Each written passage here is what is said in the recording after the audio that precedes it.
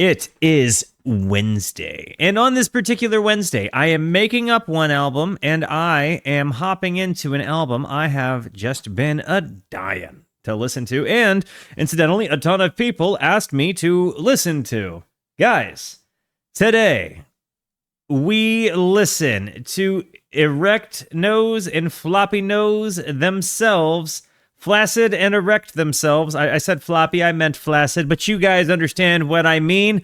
Angine de Poitrine. It rhymed at the end of it, and I was really happy about that. Now, look, I did their KEXP set, right? We established early on that their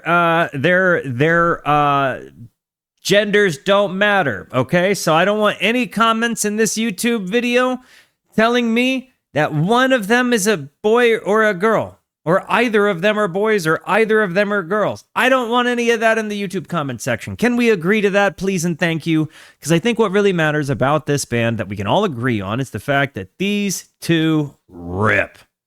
These two rip. And it's honestly really, really, really, really cool. Their originality brought to the table in a wake of a bunch of music that isn't necessarily like, you don't know what. In a world where AI music is becoming more and more like in our faces, this is a chunk of originality that is just a ton of fun. And yes, I've seen so many comments talking about how they are derivative. I've seen so many comments saying that they're not original at all, or that what they're doing isn't music. Everybody that's saying that can suck a butt through a dirty funnel. I mean, seriously, these guys are doing something that just music really needs right now. You know, I know that I said that I feel like, you know, music and creativity is kind of finding itself in a creative lull. And it was, you know, it's acts like this that kind of reinvigorate me into thinking that maybe and hopefully I am wrong. And in the same way that, you know, Nirvana made sure that music wasn't going to keep sounding like a flock of seagulls, I would like to think that Angine de Poitrine is doing its part to make sure that music takes its next step forward. Even if they're just doing it in kind of a fun, trolly, aliens from a different dimension kind of way, I'm really about what it is they're doing. Guys, you have to let me know. Have you heard this album or artist, or are you raw dogging a very first listen with me? Now, I understand some of these I heard on, actually, I believe I heard the first three, or at least Fabienk and Sarniezz on, I heard those on the Tiny Desk, right? I'm pretty sure those are the two I've heard. Not Tiny Desk, KEXP. Shout out to those guys, by the way. Thank you, thank those guys. So, yeah, guys, I'm gonna hit the play button. Before I do, it's very important to me that you know that you are awesome, that you are valuable, that you are important, that you matter, that you are deserving of love, and that I am abundantly grateful for even a moment of your time. If you like what you see, feel free to hit the like and the subscribe button. It goes a long way to help me out. If you really like what you see, leave a comment. I would love to hear from you, or join us on Kick or Twitch. I stream every Monday, Tuesday, and Wednesday at 8:30 p.m. Arizona time. These people over here are the best people. Come hang out with us. Come discover music with us. I know I speak for all of us when I say we would love to have you by. And yeah, okay, so the first three are what we hear on the KEXP session. I think Sarniezz is definitely my favorite of those three, by the way. But let's hop on into this and see what it's about. You know, I heard Emily Hopkins, the harp lady, say that she listened to the album and found that she didn't like it as much without the visuals of the band. I'm interested to see if I find that to be the case. Let's check it out, guys.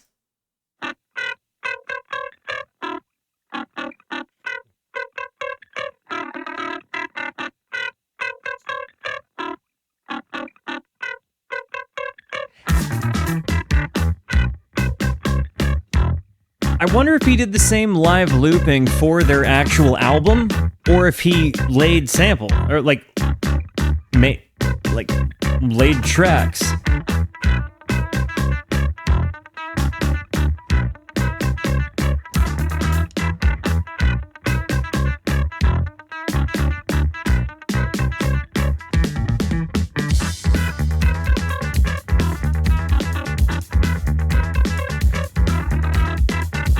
The drum sound is a lot tighter and more controlled in this than what you hear in the live video. I do think, as I'm saying it out loud, there's probably no way that they did it with a bunch of layers. I think he probably actively was pressing the pedals as they were going through the recording of it. Because the way they play, I don't think that they are gonna allow themselves to become beholden to a metronome. So I feel like they have to play the way they do on feel. So it kind of makes me think that they didn't do a whole bunch of layers. I think that they probably just gripped it and ripped it. And they just went for a few takes. This does have a whole bunch of cleaner, more controlled sound, but I can't imagine that they would. I mean, and that would be a really annoying friggin' like Pro Tools file. Like that workbench would be so busy. I'm sorry? Not yet.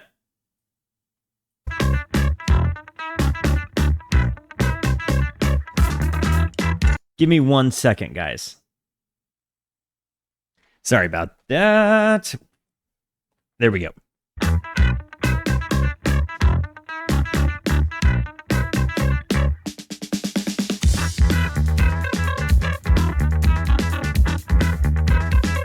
It definitely sounds like, if I was listening to this without having seen the video, I'd probably think this is multiple instrumentalists.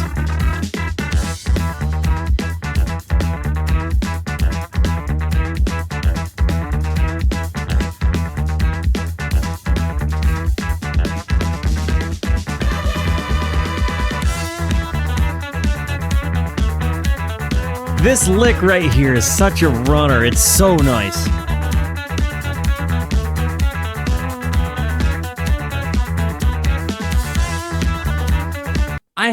I've got to know, because I'm not currently, I'm curious, because I'm not in a microtonal guitar right now, right? Like, like, this is just a standard tuning guitar at the moment. But I'm kind of, I've never thought to try to play with microtonal music.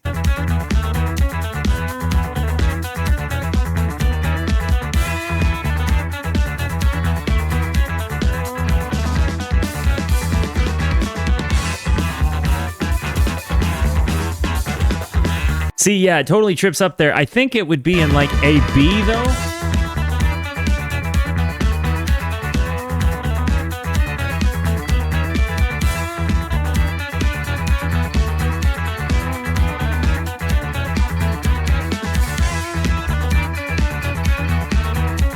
I think that is, so if it's quarter tones, right, each of these would be cut in half. So you're basically, hang on,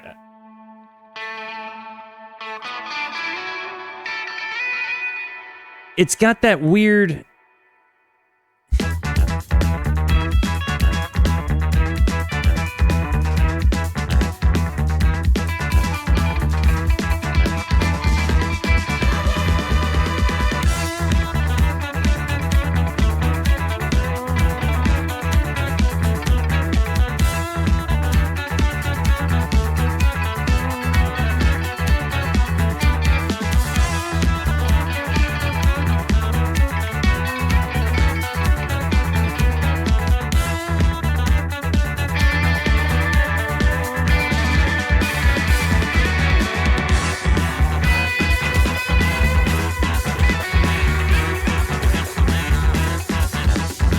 so, okay, it definitely, I guess I can get, in theory, like half of the notes he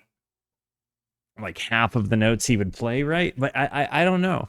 So I'm guessing Like, I don't know how keys or modes work when you're on microtonal instruments. It's definitely got me thinking I need to like don some polka dots and try playing microtonal guitar, because it seems like there is such a really, like, conceptually it's got to be very, very. Could I use a slide?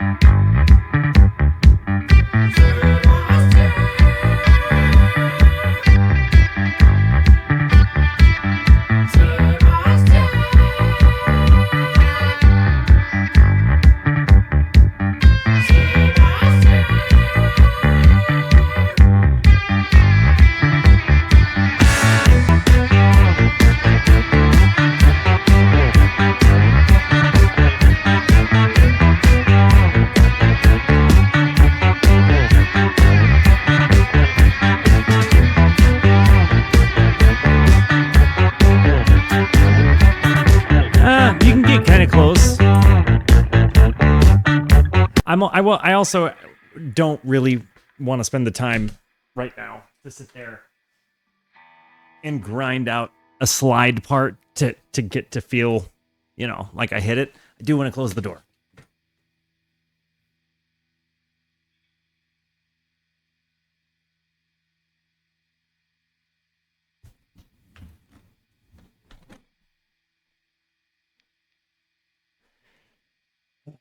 Good looking out.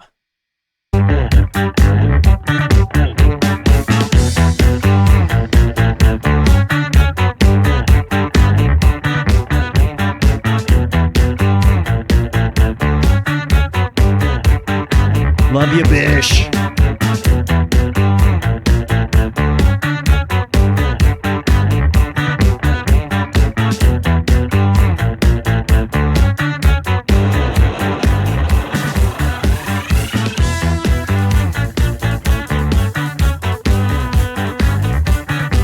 See, it's such a pumpin' vibe. Say what you will about the band themselves. Maybe you don't like them because they are having a moment and that bothers some people. Whatever. But the guitar player wrote a very captivating lead line. Like, it's such a fun melody.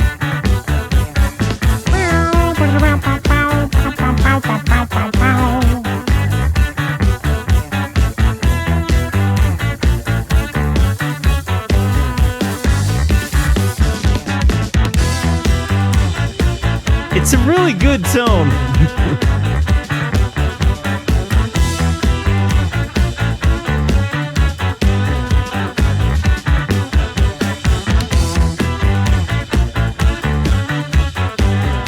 Also, what they accomplish with like a hi-hat and like a, what is it, a crash ride hybrid?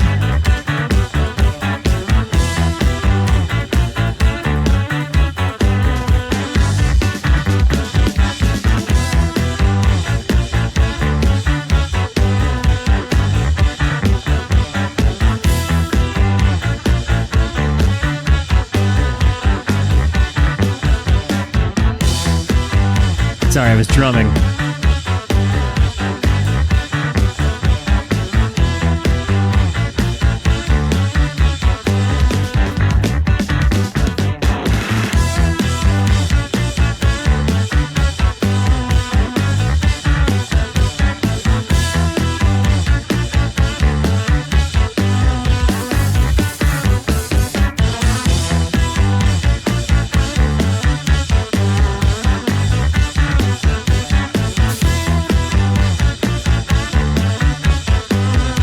That is true. It does have a little bit of a... It has a minimal...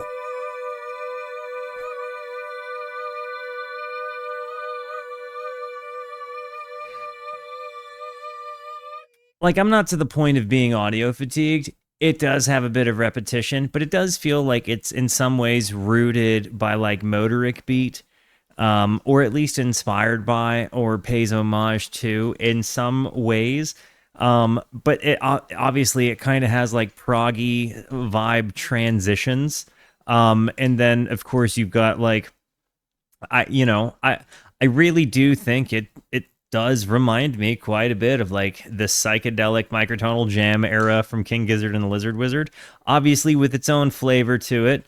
Definitely more dancey than that was. But I think when you can see a whole bunch of different ripple effects happening and kind of overlapping, there's a lot of circles that make up the Venn diagram that is Angine de Poitrine. Rip also in tone. Oh, thank God this one has lyrics. This one, down, ba-da-da. Nope. I'm so bad. Ba-da-da-da-da.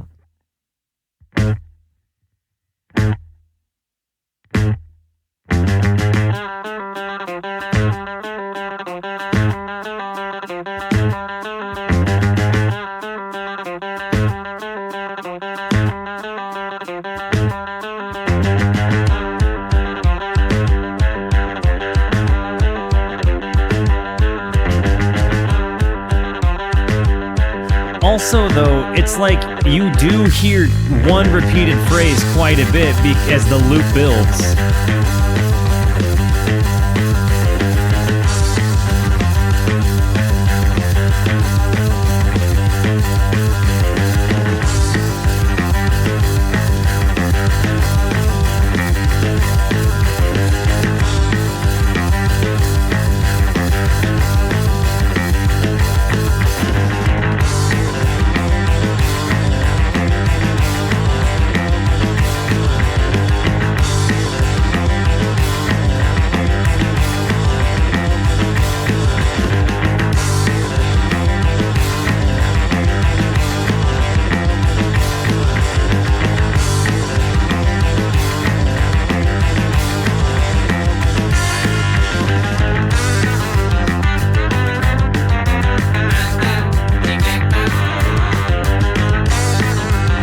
Zyklek map.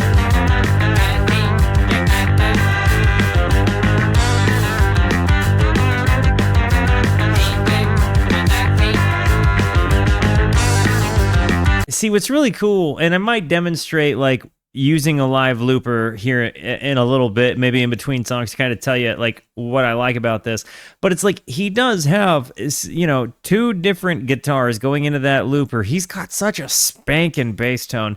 The other thing I'm wondering is if he's using amp modelers for both the bass and the guitar separately, or if he's running them both into like a bass man, right? Like an amp modeler that would handle both a bass and a guitar pretty well, because it does, like, the guitar does have pretty interesting tones as well.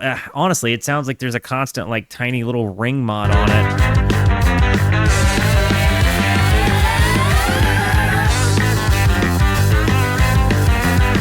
Kind of felt a little Highway Star-ish there, huh?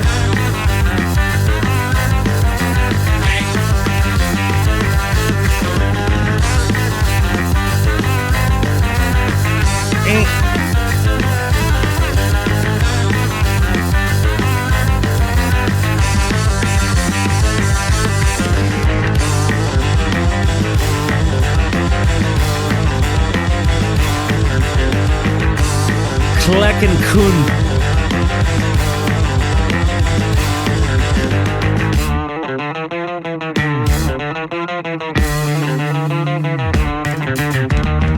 See, it's like this moment right here where they do the dramatic transition, like going from this into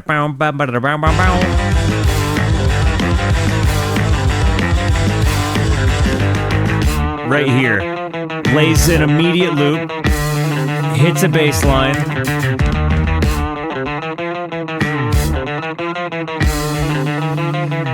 So in this car, feels like the repetitious part, but he's doing other stuff the whole time.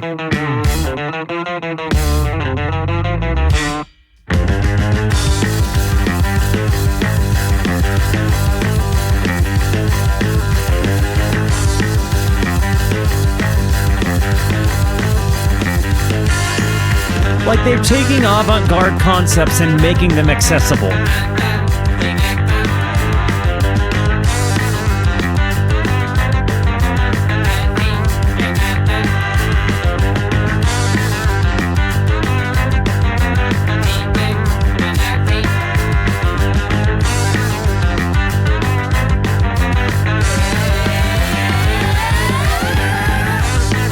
Highway star moment.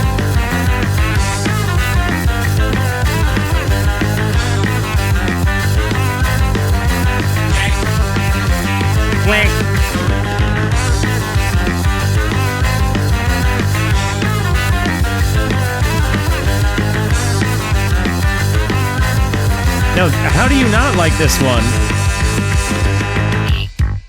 Who's here for the first time hearing Angine de Poitrine for the first time right now? Any of yous?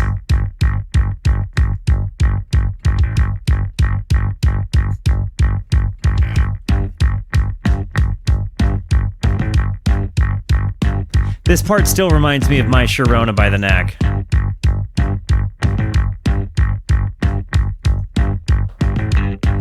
Or Uncontrollable Urge a little bit. It's the yeah. I said yeah. I said yeah, yeah, yeah, yeah, yeah, yeah, yeah, yeah, yeah, yeah, yeah.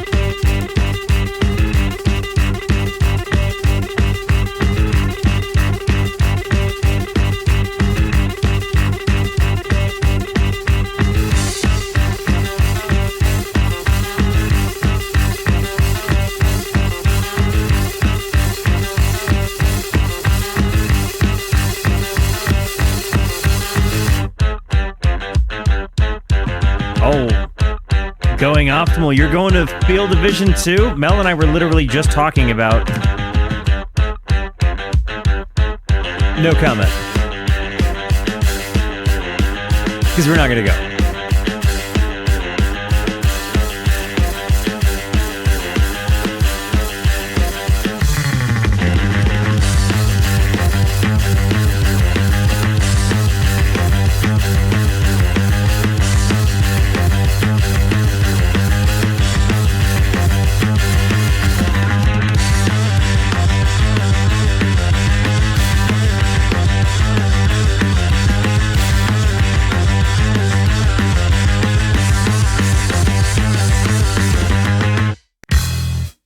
This one was my favorite one on the album. I'm already, or on the, not the album, the KEXP sets. I'm already going to hit like on this one. I knew I liked the first three. I'm excited to get to the back half of this, but this one was, to me, the strongest of the performance.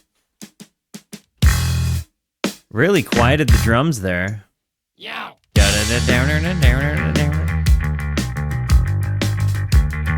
Like, this bass line rips so hard.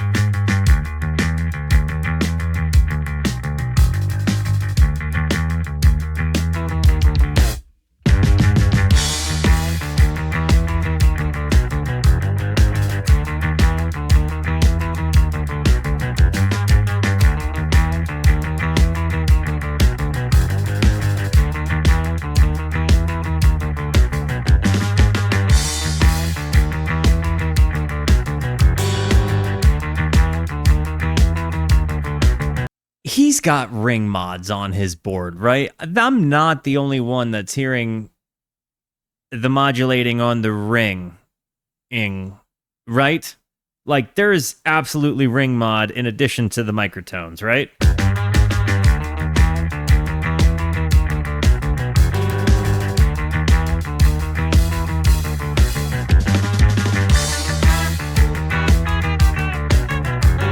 Right here.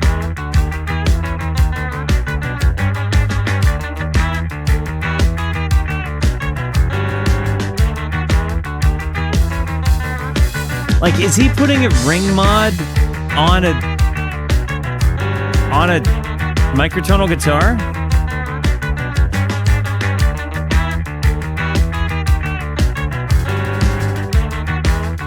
The drummers don't like.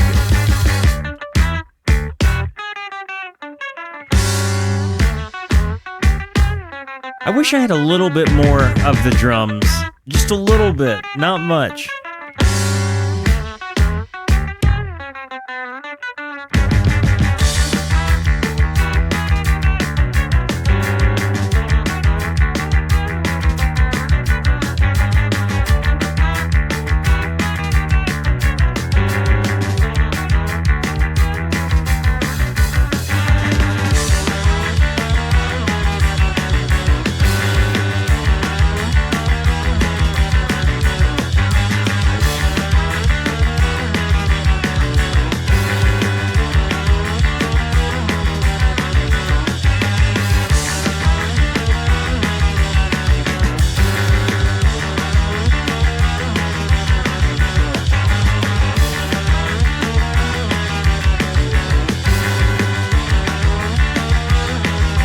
Where do you put a ring mod in your signal path? Like with your like after your overdrives? Do you put it with like after your drives before your modulation, or do you put it with modulation? Give me a sec. Let me find it.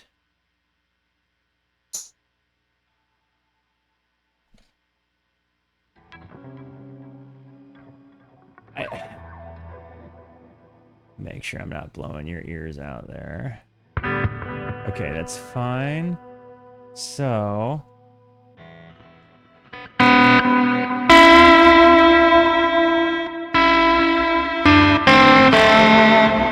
I really don't think that's too far off of the sound we're hearing.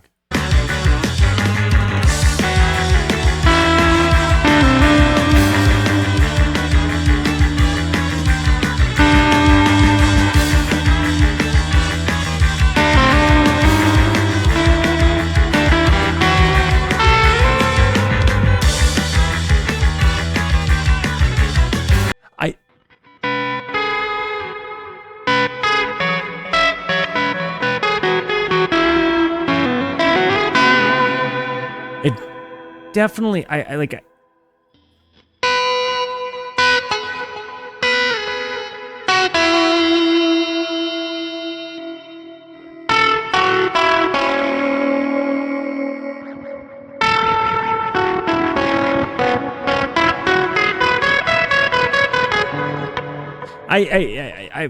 I feel like it's a ring mod.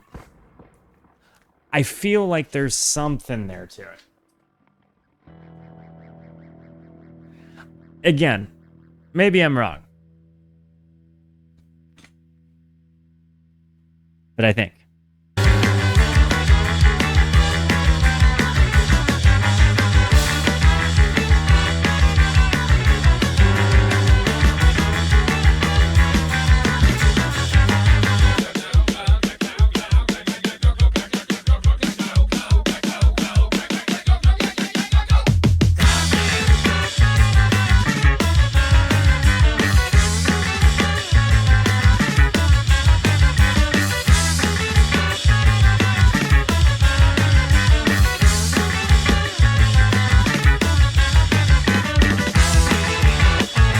I do love his assortment of tones just on the fly.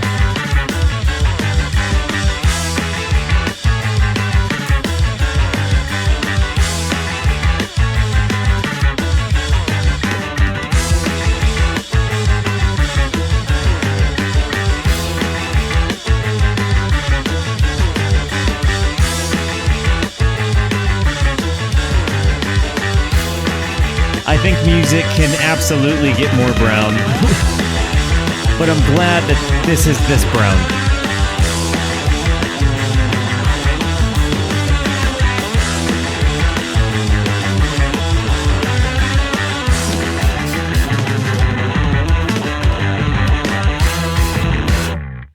Can I ask a question to those of you that are a bit more knowledgeable in theory than myself?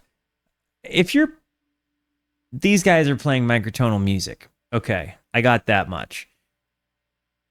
How would one just add a saxophone to your perspective, or really any other instrument that wasn't microtonal? Or would you have to just know the changes and know where whole notes happened and not microtones? The best way I've been able to describe microtones to people is like if you were able to make keys out of the cracks of the pianos, but like even maybe a couple of keys in between the cracks of the pianos, or whatever. Or if you're able to, like, again, cut each of the keys in half, whatever. But how would you incorporate? There are microtonal fingerings for saxophone. Oh, well, I was today years old when I learned. There we go. Trombone would be easier. Okay. I imagine like maybe, an upright bass or cello or like really any of like viola, violin, maybe you could accomplish it. But like, I wasn't sure how one might accomplish it with like a brass instrument, for example. Maybe like a series of overblows with a trumpet. I have no idea. Anyways, got to run an ad. I'll be right back.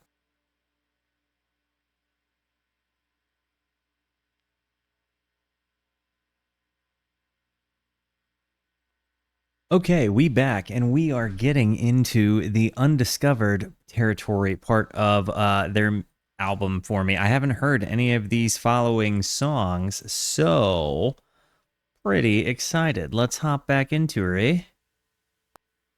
Do the Quebecois say eh? Or go eh? Like, is that a part of the Quebecois dialect?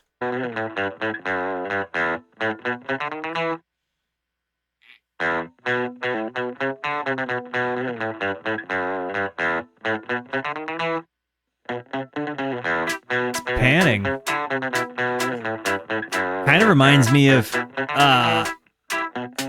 Start Wearing Purple.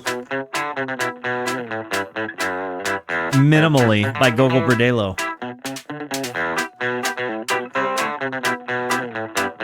Yo, Jade, welcome to the Rooskies, and shout out to our friend the Quebecois up there. Welcome.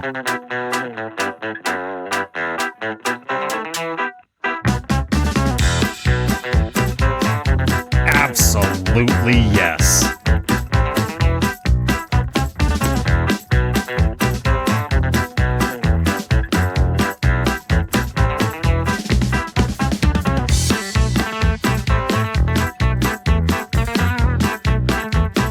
I like this a lot. These tones are fun. And the walking bass line there.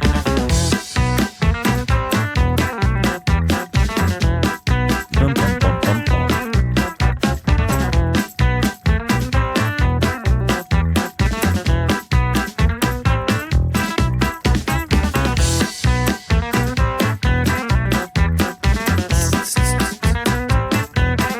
Oh, for sure. Welcome, Trek. Welcome to the Rooskies, Trekush. Rooskies, make our new friend feel at home. So that bass line is so nice because you've really got, like, I think multiple layers laid down with that doon, doon, doon, doon, doon, doon, doon, like the walking bass line. Then you've got him kind of doing his little bow, bow, bow, bow, like I think he tracked the upstrokes as well. And they're just playing over the top of that.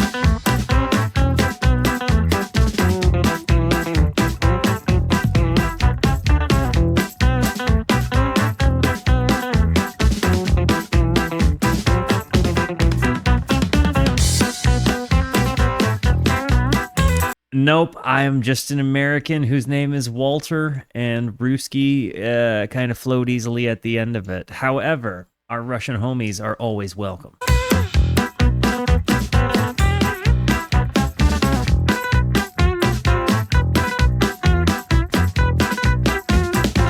It definitely has like a Romani vibe kind of to it.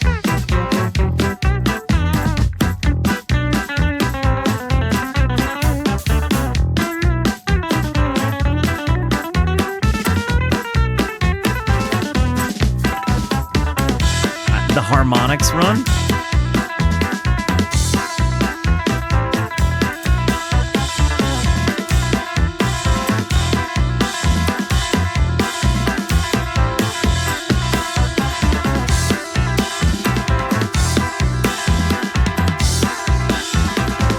The sliding sound.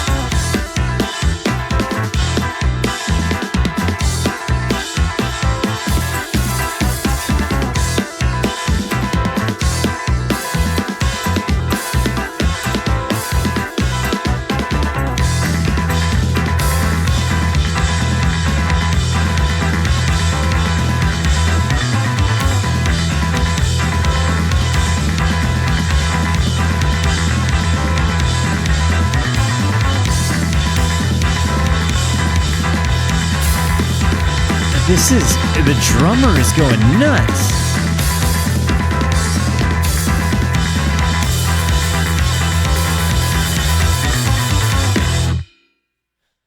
Pausing it here because it's a relevant moment. The drummer there really went nuts. It definitely has, I'm saying the word Romani because I don't think I'm supposed to say the word gypsy anymore, but it definitely has that kind of music vibe to it, while being microtonal. The amount of loops, I think he laid down at least the walking bass, the upstrokes, and then maybe a lead, a little bit of a lead walk, before doing his full leads. It's really impressive how they tied that in together, and the way the drummer kept everything going but then somehow continued to build it up was fantastic.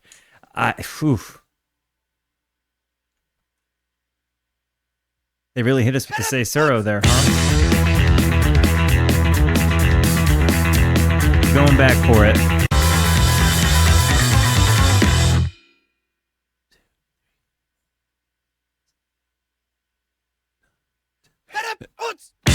A real Cesaro.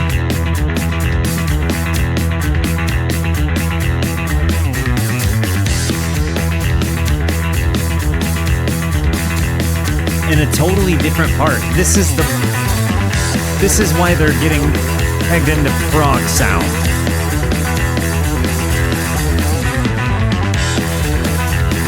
Going for the different vibes. Oops, feedbacking?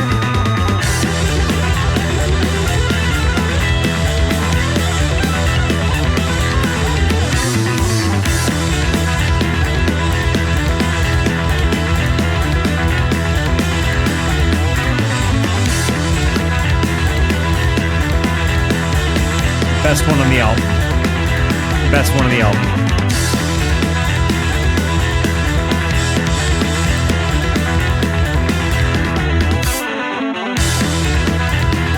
He's guitar-manizing with himself.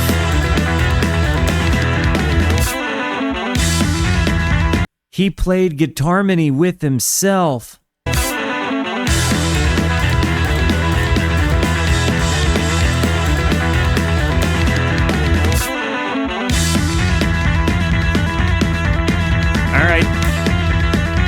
I've been saying the Giz thing for a while.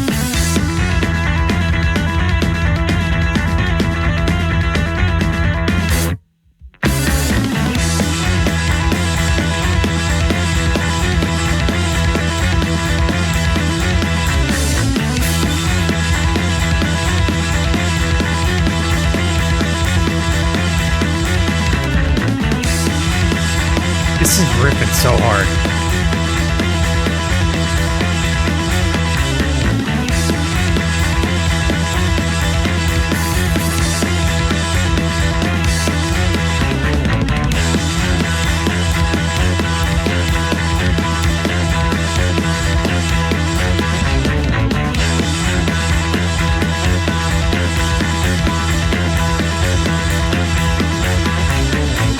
And that they build this tension in against the time in the middle of it.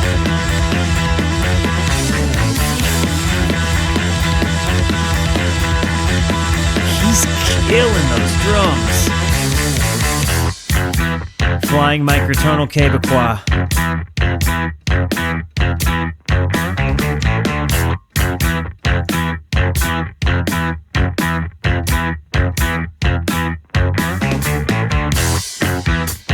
It really took it into funny timing there at the end, huh?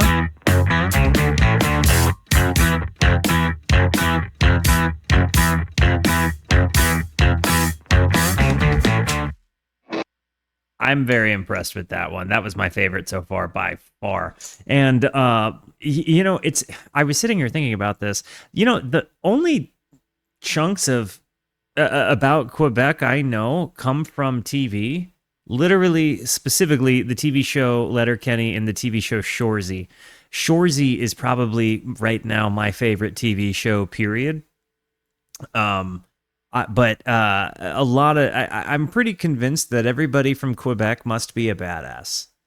I think the rest of Canada seems to think Quebec is like pretentious, but also has you can't mess with them because they're Canadian. So if you want to mess with them, you got to go through us first, which in my brain is a very Canadian aspect in general anyways, all while they're being incredibly polite. My impression of the Quebecois, and this is probably generalization from TV, is that they go a lot in their, as like their sound, like, whatever. That's just kind of their like, whatever sound. Which is kind of funny. I think that they're a raspberry culture, but whatever. Besides that, though, I feel like again everybody from Quebec is a badass. They say the Quebecois stand by their own. So whatever. I've got a lot of respect. I think I'm gaining Canadian respect in general, just because, like, our lead moderator and the channel editor, Crimson Raider, is my homie from Canada, and then my favorite TV shows right now are just coming out of Canada. So there it is. Yor Zarad.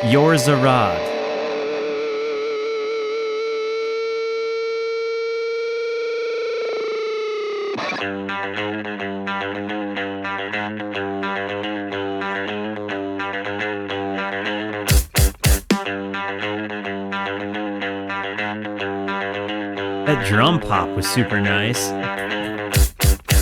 That.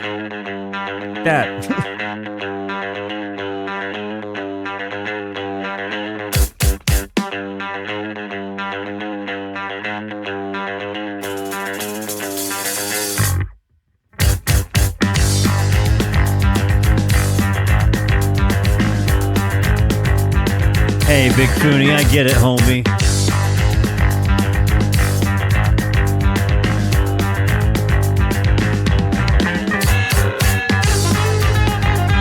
I'm convinced ring mod.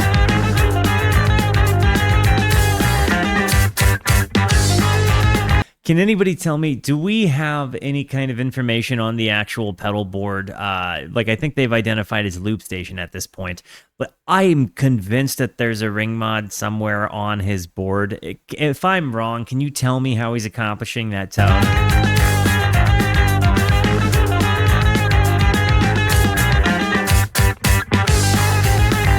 Hey, night, Big Cooney. Funny.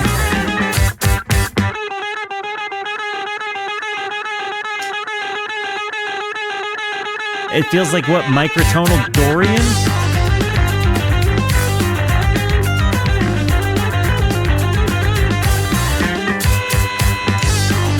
Is that a thing? Microtonal Dorian? Is it?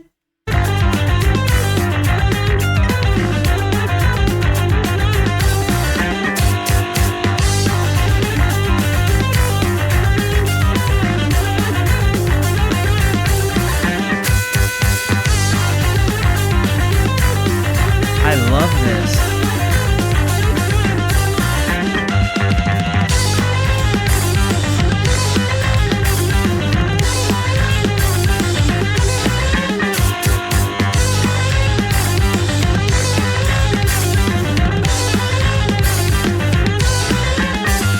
you hear why I feel like it's a Dorian mode, right? That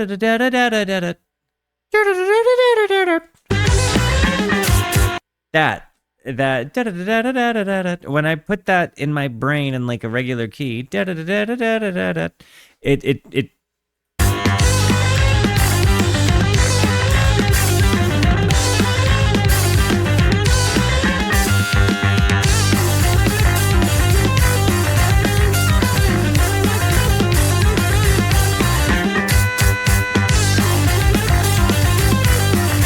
I am tending to agree with you here, A West.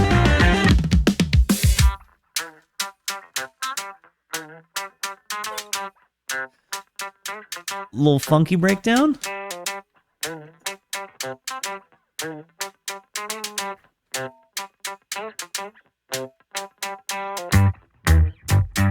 Like, in the songs don't follow conventional melodic structures, so it's incredible to me that he can remember how to play them.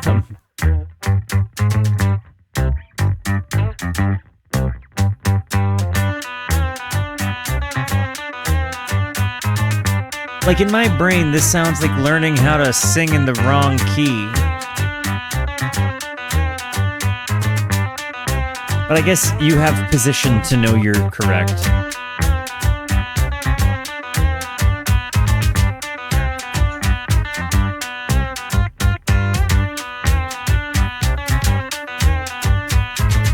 This drum groove is so nice.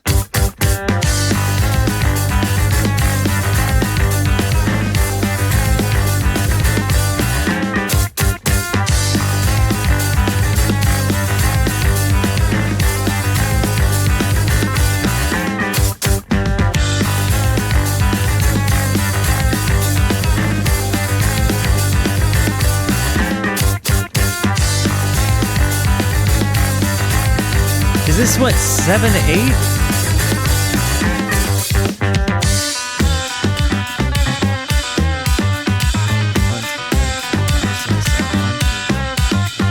What is this?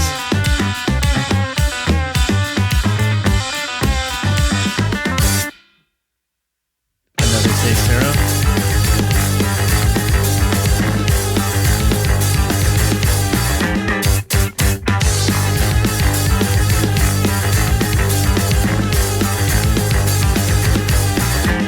Tim, I just want you to know, buddy, this is a banner moment in my life because that was the first time I ever counted kind of a weird time signature and got it right, and you validated it.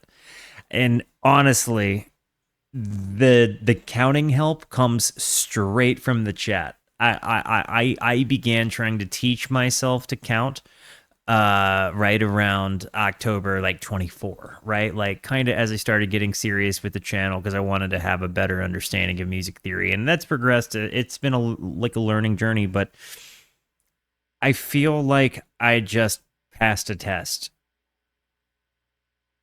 in a really good way, and I very much appreciate it because I absolutely believe, Timbo, that you were I absolutely believe that your presence in the community has helped me get to that moment, and that felt like a really good moment.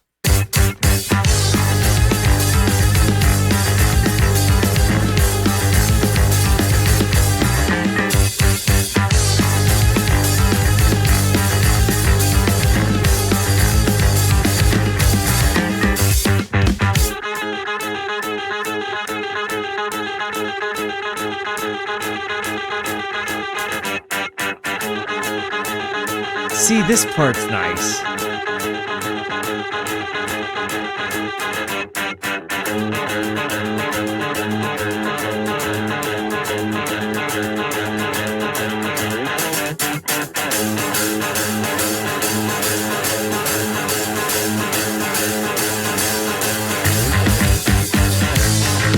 I'm continuously impressed at his developing tone throughout.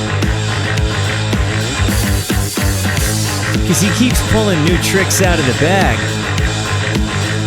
This is one of the fuzzier moments we've gotten out of him.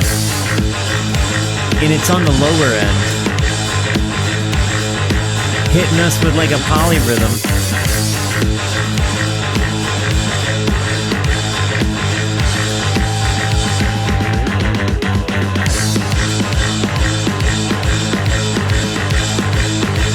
drummer is amazing.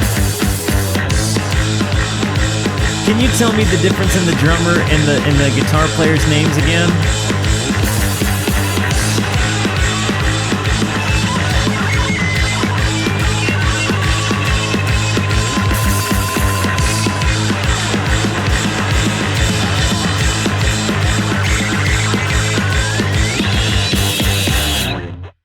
The stereo panning on the glitchy sounds there at the end gave me such a sound boner, dude. That was so cool.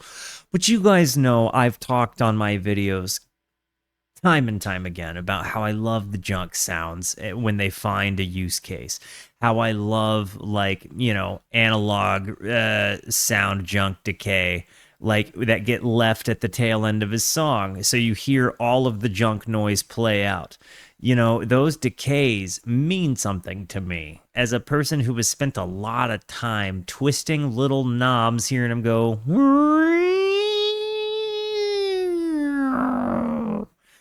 I'm drawn to those moments because, to me, they remind me of tactile experiences. I think that's probably the best way I could put it.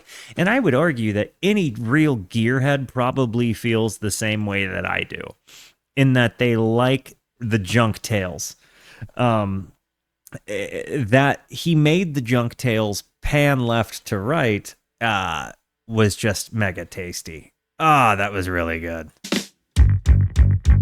Angor, or Angor. Does it stick the landing? I will say the back half has been better than the front half for sure.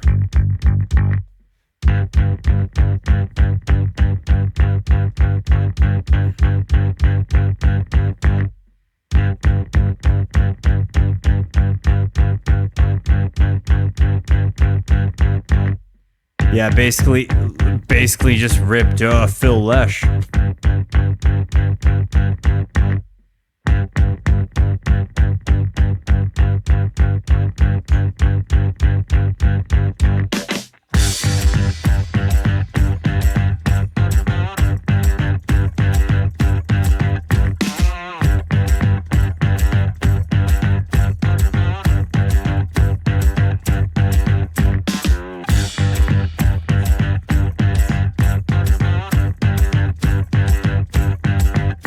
Probably encore again. Okay.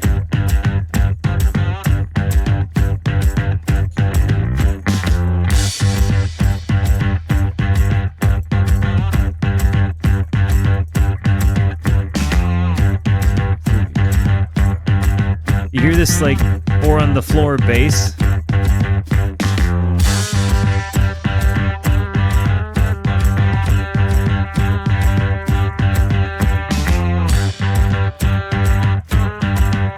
He's playing multiple, and the drums are doing something different. He's playing multiple time signatures with different limbs. I love Tuareg blues.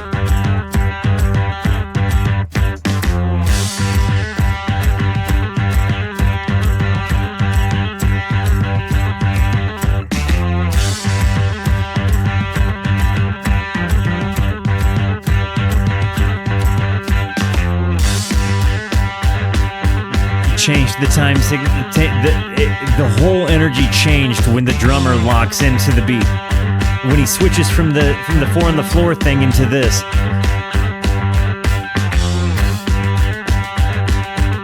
And then he goes to the 16th notes on the hi-hat there.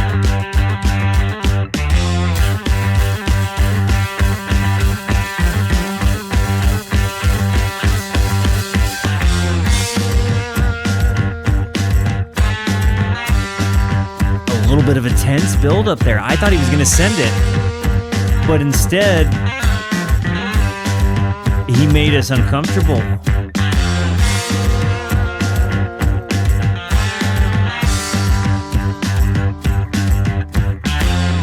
It sticks the landing.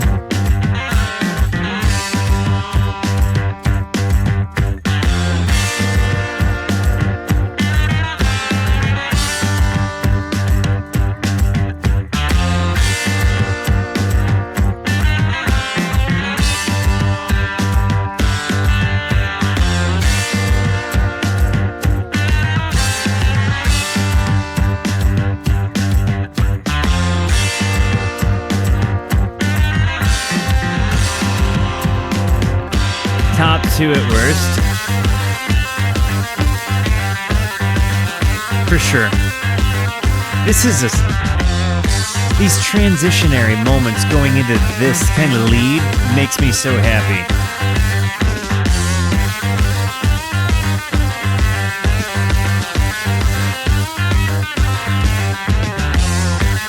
What's interesting is that if either of them change anything, it changes the entire dynamic of the entire song. If either of them change anything that they're doing, it changes the entire dynamic. If he changes the bass loop, change the song. The drummer goes from doing a 4 on the floor thing to doing a conventional just drum beat thing, change the entire bit of the song. If the drummer decides to, lay a 4/4 below something, like that's being played in 7/4, he might do it. And then it's only going to syncopate or line up once every 28 beats, So, it's really cool. Like you've heard me talk about this concept before, but if you have one guy in a 4/4, hang on, these are too big. Hang on. So you have, a 4/4 time signature, and then another guy over here at like a 7/4. It's going to sound kind of off until like you get to beat number 28, and then it's going to be cool. And then it's going to start getting like more and more and more dissonant until it starts to line itself back up again. And in this context, you kind of see that the guitar can do that. The bass can do that. And the drummer can do that.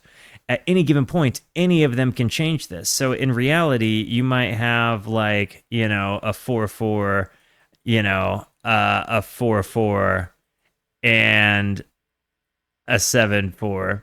And then any of these at any given time are liable to change, which is going to change the end result. Really, really, really appreciate the heck out of the way these guys do this.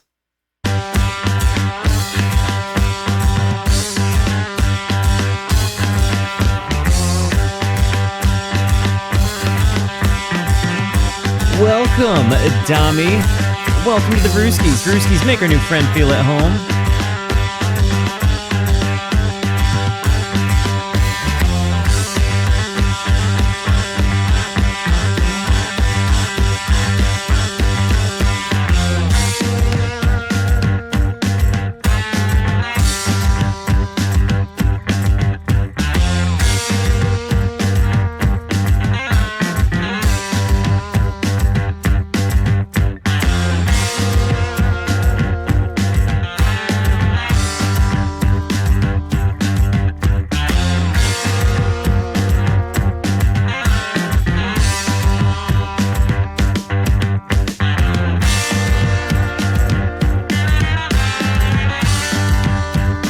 That's exactly what it is. I think you and I just pieced it together there, Tim.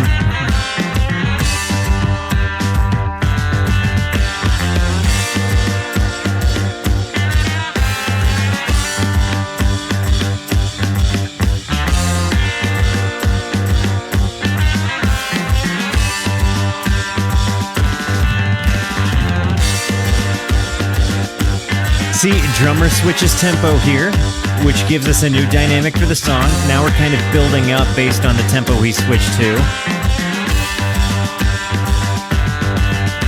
He's guitar-manizing with himself with the guitar loop he's got, and he's playing guitar with the bass loop laid down. The bass loop kills both loops, lets it decay out.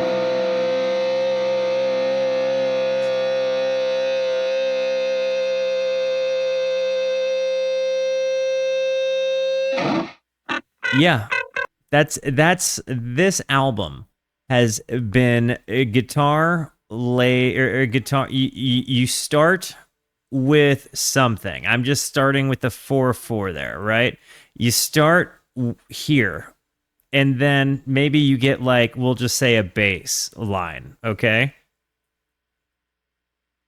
Then maybe the drummer comes in with like a 5/4, right? Drums. So the drums and the bass are going to line up once every 20 measures, right? From there, maybe the guitar part comes in at 7/4, right? So you end up with 7/4. That'd be what? 7 times 20, 140. If they ran the whole song down, but then it would obviously, there's probably a number a little bit sooner that I don't know, but effectively this feels like the format for this album. And at any given point, maybe the drummer decides to switch. Maybe we scrap the bass line, add a guitar part, and then take the bass line to another place. The drummer is going to be doing all of that as well. And it kind of feels like they build these things up until they get to a point to where something happens, like they finally get to the landing point where something lines up, and then they drop it all out. And then they rebuild something else entirely. Or the guitar bassist player, the strings player will completely kill his sound and let the drummer do something. Or the drummer will stop out as the guitar bass player does something, and a quick change. It's very cool to me. It requires so much concentration and tactile awareness. Like he's doing so many things with one brain, 2 hands, 2 guitar necks, 10 total strings, many frets across 2 guitar necks, many pedals, 10 toes, sometimes using multiple, it's really impressive the way they do this. And the drummer, as busy as he's been doing things with sometimes playing multiple time signatures with multiple limbs and then lining it all back up. I mean, I think there is a lot more to these guys and this album than just the costuming. If you really dig into what's going on, there is a huge wealth of just cool musical dork fun stuff. And again, seeing the way that they kind of make that work, and some of it leaves your brain scratching. Some of it's real dancey. Some of it feels like, like dancing but offbeat, but it's still fun. Like dancing in an earthquake. It's pretty cool, man.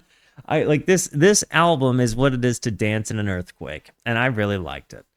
And incidentally, all 3 of the songs I hadn't heard were songs I liked better than the songs I had. So I feel like that album was better for the songs I hadn't heard than the ones I did. I think it's cool that they played their worst songs on the KEXP set. That's great. Guys, I love you. Thank you for being here. Thank you so much for the positivity that you show both to me and to one another. Continue to be the best. And until I see you next, be introspective and consider the birds. Goodbye.